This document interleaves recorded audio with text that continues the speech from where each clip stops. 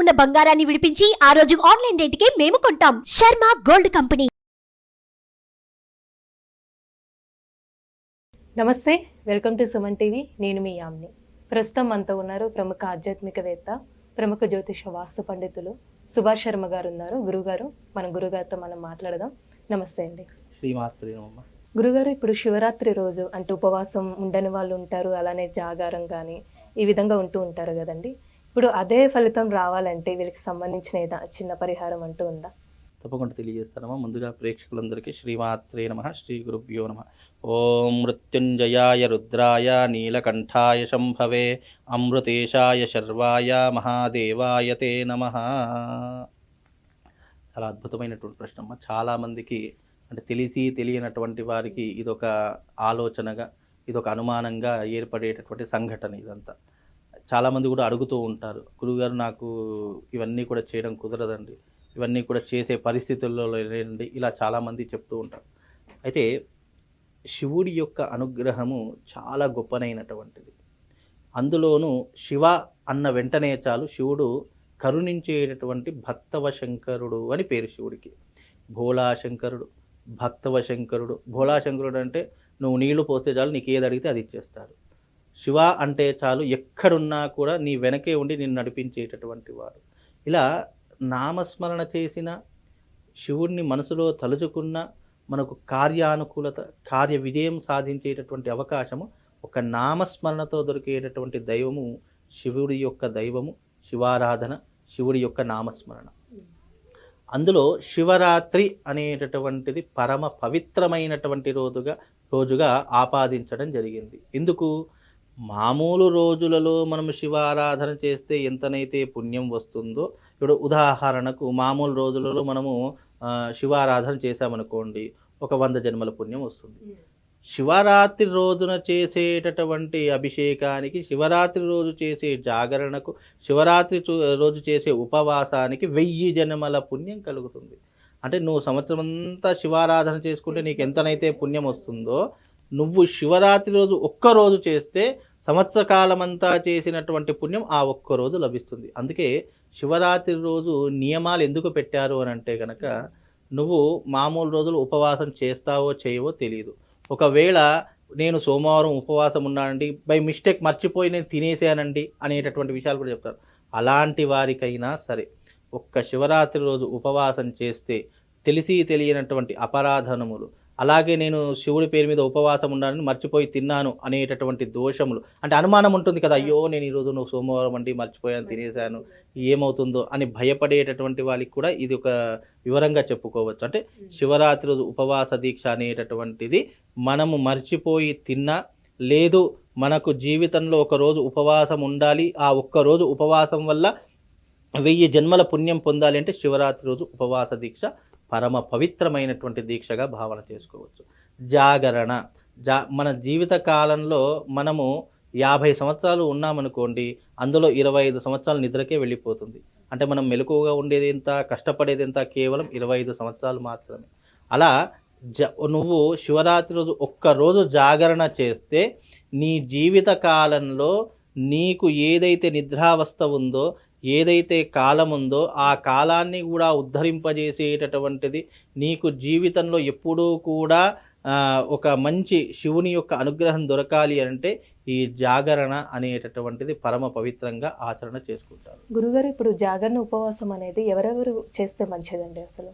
అయితే చాలా మంచి ప్రశ్న. అయితే ఇందులో కూడా ఎలా నియమం చెప్పారు అని అంటే గనక, జాగరణ, ఉపవాసము ఇవన్నీ కూడా శరీరంతో కూడుకున్నటువంటి వ్యవహారాదులు.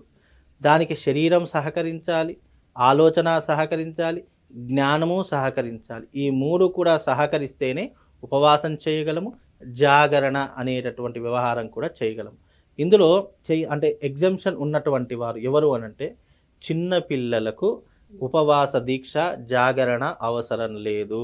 వాళ్ళకు పుణ్యము అనే పేరుతో వాళ్ళను ఈ రకమైనటువంటి ఈ నియమాలతో ఇబ్బంది పెట్టారనుకోండి, అది ఒక రకమైనటువంటి పాపాన్నే చేకూరుస్తుంది.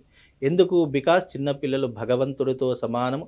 చిన్నపిల్లలకు ఇవి అలవాటు చేయడం మంచిదే, కాదు అనడానికి ఇబ్బంది కాదు. కాకపోతే వాళ్ళకు ఊహ తెలిసి భగవంతుడంటే ఏంటో తెలిసిన తర్వాత ఒక ఏజ్, ఒక ఆలోచన, ఒక జ్ఞానం వచ్చిన తర్వాత అలవాటు చేయండి, ఏమీ కాదు. కానీ ఒక చిన్న పిల్లవాడికి ఆకలి వేస్తుంది, ఇది శివరాత్రి అనే పేరుతో ఉపవాసం ఉంచిన అది ఒక రకమైనది. కాబట్టి చిన్న పిల్లలకు ఎగ్జంప్షన్, చిన్న పిల్లలకు అంటే ఎప్పటి వరకు, బికాజ్ 5-6 సంవత్సరాలు లేదా ఒక 10 సంవత్సరాల లోపు పిల్లలకు ఉపవాస దీక్షలు కానీ జాగరణ కానీ అవసరం లేదు. సెకండ్, ముసలి వాళ్ళు అంటే వయసు పైబడినటువంటి వారు, 60 సంవత్సరాలు దాటినటువంటి వారు. ఎందుకంటే షష్ఠి పూర్తి అయ్యింది అంటే మళ్ళీ వాళ్ళు బాల్యావస్థలోకి వెళ్ళిపోతారు. 60 సంవత్సరాలు పైబడినటువంటి వాళ్లకు అంటే ఒకవేళ ఆరోగ్యం సహకరించి అన్ని రకాలైనటువంటి అవయవాలు బాగుండి నేను చెయ్యగలుగుతాను అనేటటువంటి ఒక నమ్మకం ఉంటే ఇబ్బంది లేదు. కానీ ఇప్పుడు 60 సంవత్సరాలు దాటింది అని అంటే బీపీలు, షుగర్లు, లేదంటే అల్సరు, ఇలా ఎన్నో రకాలైనటువంటి ప్రాబ్లమ్స్తో, సమస్యలతో కొట్టుమిట్లాడుతూ ఉంటారు. అలాంటి వారికి ఈ నియమాలు, ఈ పద్ధతులు అవసరం లేదు. అలా చేసినా దోషమే అవుతుంది ఇలాంటి వారికి. ముఖ్యంగా గర్భవతులు, ఎందుకంటే గర్భస్థ శిశువుకి సమయానికి ఆహారము, సమయానికి నిద్ర లేకపోతే లోపలలో ఉన్నటువంటి పిండము అవస్థ పడుతూ ఉంటుంది. కనుక గర్భవతులు ఈ ముగ్గురు ఈ శివరాత్రి, ఏ శివరాత్రి అయినా సరే నియమము పాటించవలసినటువంటి అవసరము లేదు. ఎందుకంటే కాలానుగుణంగా, వ్యవహారాదుల గుణంగా ఆచారాలు, సాంప్రదాయాలు ఏ కాలానికి అవసరంగా ఆ కాలంలో ఉపయోగించుకోవాలి. ఇది కలియుగము. కలియుగంలో భగవంతుడు ఉన్నాడు అని విశ్వసిస్తే చాలు, అన్నీ కూడా ఆ భగవంతుడే చూసుకుంటాడు. కాబట్టి ఇప్పుడు ఉపవాసం మనం అంటే కొన్ని ఇయర్స్ నుంచి చేస్తూ ఉంటాం కాబట్టి మధ్యలో వదిలేసి మళ్ళీ నెక్స్ట్ వచ్చే అంటే శివరాత్రికి చేయొచ్చు, అలా చేయవచ్చు. అంటే ఇప్పుడు ప్రెగ్నెంట్ లేడీస్, అవును, ప్రెగ్నెన్సీ లేడీస్ అని చెప్పాను కదా, ప్రెగ్నెన్సీకి అవసరం లేదు. ఇప్పుడు ఈ ఒక సంవత్సరం గడిచిపోయింది అనుకో, నెక్స్ట్ సంవత్సరం నువ్వు ఆరోగ్యంగా ఉంటావు, నీకు ఒక 12 బిడ్డ జన్మిస్తాడు కాబట్టి అప్పుడు ఉపవాసం ఉంటే ఇబ్బంది లేదు. కానీ కడుపులోనూ పిండం పెట్టుకొని నువ్వు ఉపవాసం ఉంటే అంటే మాత్రం అది చాలా మట్టుకు రాంగ్ అవుతుంది. కనుక ఈ ముగ్గురు కూడా ఉపవాసం చేయాల్సిన అవసరం లేదు. మిగతా వాళ్ళు అందరూ ఉపవాస దీక్ష, జాగరణ దీక్ష చేయవలసినటువంటి అవసరము ఉంది. కనుక ఈ ముగ్గురికి ఎగ్జంప్షన్. వీళ్ళు అంటే బాడీ కంట్రోల్గా ఉన్నటువంటి వారికి, బ్రెయిన్ కంట్రోల్లో ఉన్నటువంటి వారికి, ఆరోగ్యం సహకరించినటువంటి వాళ్ళు ఉపవాస దీక్ష, జాగరణ, అభిషేకము, సేవ ఇవన్నీ కూడా తప్పకుండా ఆచరిస్తే శివుడు తప్పకుండా అనుగ్రహిస్తాడు. లేదు ఇవన్నీ ఏం లేవండి, నాకు దేవుడు అంటే నమ్మకం లేదు, నేనేం చెయ్యను, నమ్మకం లేదు అని అనుకునేటటువంటి వాళ్ళు కూడా ఆ రోజున కేవలం శివ అన్నంత మాత్రము చేత, లేదా ఓం నమ శివాయ అనే పంచాక్షరి నామం అన్న చేత మాత్రాన కూడా శివుడి యొక్క సంపూర్ణమైనటువంటి అనుగ్రహం లభిస్తుంది. లేదంటే నేను శివుని నమ్ముతాను, నేను పరమ భక్తుడిని శివుడికి, ఆ రోజున నాకు శివుడి యొక్క సంపూర్ణ అనుగ్రహం కావాలంటే ఒక మంత్రం చెప్తాను. ఆ మంత్రం మీరు ఆ రోజున శివరాత్రి రోజున 108 సార్లను లేదా 1008 సార్లను మీరు ప్రయత్నించి చూడండి. ఆ శివుడి యొక్క సంపూర్ణ అనుగ్రహం మీకు లభించకపోతే నన్ను అడిగి. ఎందుకంటే శివరాత్రి రోజున శివుడు ఈ లోకమంతా సంచరిస్తుంటాడట. ఎలా సంచరిస్తాడు? శివగణములు అన్నీ, అలాగే శివుడు, నంది, భృంగి, పార్వతి, గణపతి, సుబ్రహ్మణ్య స్వామి కుటుంబ సమేతముగా సంచరించేటటువంటి అద్భుతమైనటువంటి రోజుగా కూడా పరిగణలోకి మనం తీసుకునేటటువంటి రోజు ఈ మహాశివరాత్రి. కనుక శివుడు కేవలం కైలాసంలో ఉండేటటువంటి వాడు కాదు. శివరాత్రి రోజు ఎవరు భక్తులు నా సేవను చేసుకుంటున్నారు, భక్తి పారవశ్యంతో నన్ను వేడుకుంటున్నారు, అలాంటి వారి దగ్గరికి నేను నా అంశరూపాన్ని పంపిస్తాను. శివుడు ఒక్కడు కాదు, అతని రూపాలు విశ్వమంతా వ్యాపించి ఉన్నాయి. ప్రతి ఒక్క జీవరాశిలో శివుడు ఉన్నాడు. ఈ సృష్టిలో ఎన్ని జీవరాశులు ఉన్నాయో, 84 లక్షల జీవరాశులు ఏవైతే ఉన్నాయో ఆ ప్రతి ఒక్క జీవరాశిలో శివుడు కొలువై ఉంటాడు. అది జ్ఞానులకు, అలాగే యోగ పురుషులకు, మహర్షులకు ఈ తత్వం అర్థమవుతుంది. ఇది ఒక సన్యాసి యొక్క తత్వము. అంటే శివుడు అంతటా ఉన్నాడు, ప్రతి జీవిలో శివుడు ఉన్నాడు, శివుడు సర్వవ్యాపి కాబట్టి ప్రతి ఒక్కటి శివమయమే అని అనుకుంటారు. అలాగే ఆ శివరాత్రి రోజు కూడా శివుడు అంతటా సంచరిస్తుంటాడు కాబట్టి ఆ రోజు నువ్వు నిష్టగా చేయాలంటే, అయితే నిష్టగా చేయవలసినటువంటి కొన్ని ప్రదేశాలు ఉన్నాయి. సముద్ర తీరాలు, నదీ తీరాలు, దేవాలయాలు, ఈ 3 కూడా ప్రధానంగా చెప్పడం జరిగింది. ఎందుకంటే ఇవి ప్రశాంతమైనటువంటి వాతావరణాన్ని సంతరించుకుంటాయి.